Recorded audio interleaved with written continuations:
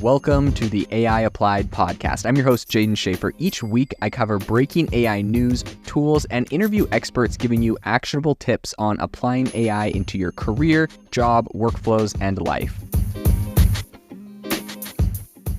Make sure that you go to aibox.ai, link in the show notes, to join the waitlist for our new AI platform. We're going to be launching an incredible platform that allows you to build anything you want with workflows in AI. So you're able to chain together ChatGPT and image generators and audio generators to make really powerful apps for your organization, or you can host them on our marketplace and actually generate royalties from them. So make sure to go to aibox.ai and join the waitlist. In addition, if you like the podcast, if you could do me a massive favor and please leave us a review on Apple or Spotify or wherever you listen to your podcast. This helps me be able to get better guests on here as they check the reviews to see how you guys are liking it. So if you could please do that, I would really appreciate it. OpenAI has just announced that in the next couple weeks, they will be launching their Android app of ChatGPT. We're going to be diving into why I think this is important, what the implications are for the market, how we're going to start seeing the user base shift, and what kind of usage upticks I believe we will see because of this. So without further ado, let's jump into it. So I think what's interesting in this whole story here is the fact that this is 2 months after, OpenAI has successfully debuted their iOS app, and OpenAI's ChatGPT is now going to be doing Android. Now, this is something, I think we see this a lot with tech companies when they come out with an app. It's usually on iOS first. The reason being the iOS landscape is typically people that will spend more money and, yeah, I think that's probably one of the biggest reasons is if you spent more money for your iPhone, theoretically, than for your Android phone, which is, I think, statistically proven, then you're more likely to spend money on the app and the in-app purchases. And so I think that's just why a lot of people do it.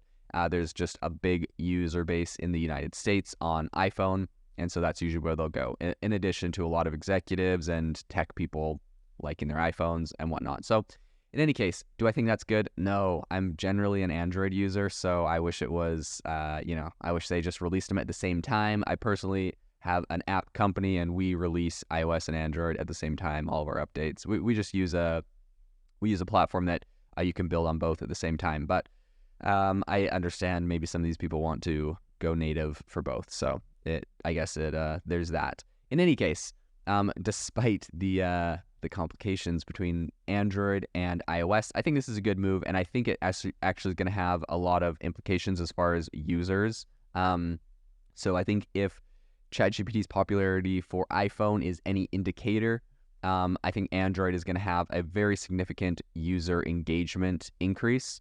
I think while mobile users have been able to access ChatGPT and other OpenAI tools via the web browser for quite a while, I think that the distinct benefits of a dedicated app have essentially proved to be fairly significant. So with over 500,000 downloads in the first week of the release of the iOS app, I think the impact of the application and having this kind of streamlined experience is pretty evident. I think the new ChatGPT app on Android is going to retain the core functionality of the iOS app, so they're essentially going to be the same.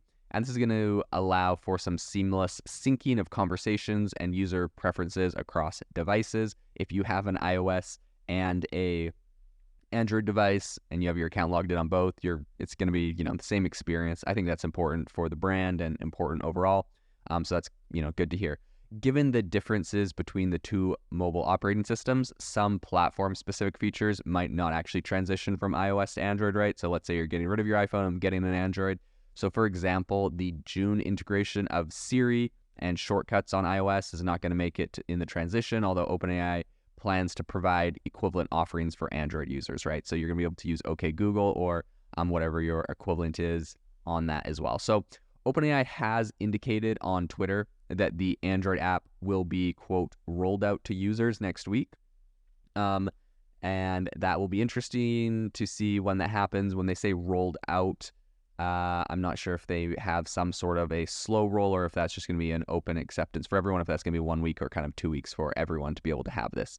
But presumably, this is going to be just in the US. They have no specific plans that were actually mentioned for any other countries other than the US. So I think it's expected that the international release is going to follow in the coming weeks or months.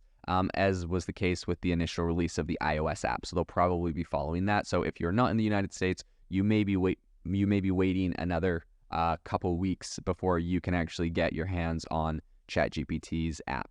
So in light of the continuing growth and evolution of artificial intelligence, OpenAI's announcement of this new Android version of ChatGPT really aligns with the broader trend towards mobility and accessible AI.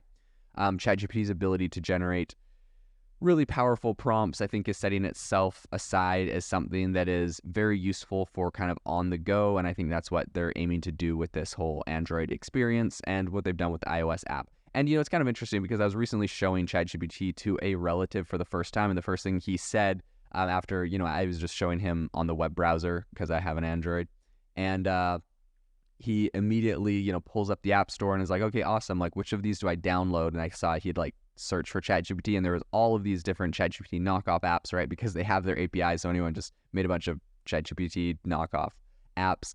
And I was like, oh yeah, none of those are the official one. It's really hard. I can't really recommend he download a specific knockoff that I have not tried. And I think, honestly, for people like him and for a lot of different people that are not super techy, but want to use this is very useful for them.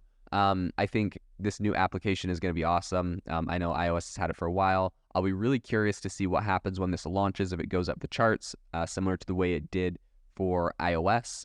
But I think that this expansion kind of comes at a time when OpenAI's really kind of increased their focus on safety and transparency, with, the potentials for misuses and for AI in spreading, things that aren't true and whatnot. So I think OpenAI has really kind of committed to implementing more robust protective measures in the Android app, similar to those that are in the iOS version.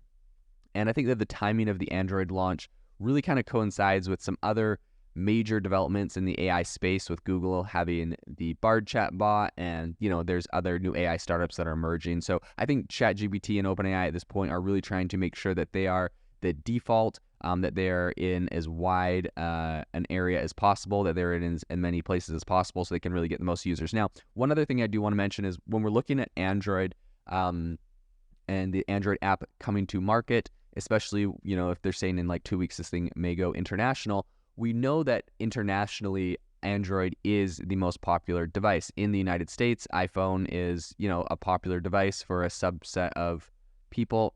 I haven't looked at the data for a while. I'm not sure if it's still 50-50 in the US or if iPhone is still taking the lead. I think it's something like 40% in the US have iPhone.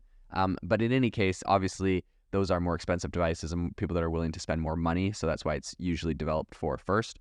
But in any case, regardless of the United States, I think when we're looking at the broader international community, a majority of devices internationally are Android. And I think especially in very populous countries like India, where ChatGPT is very popular, you're right, they're very, very tech savvy.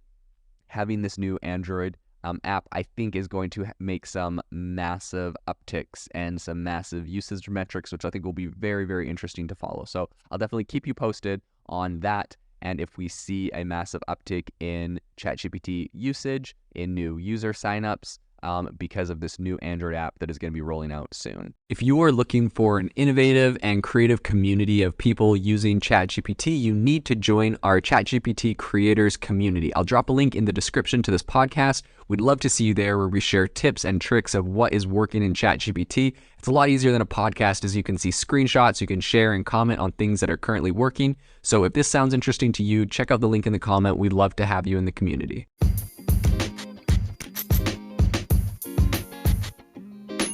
Thank you for tuning in to the AI Applied podcast. Make sure to rate this wherever you listen to your podcasts, and have a fantastic rest of your day.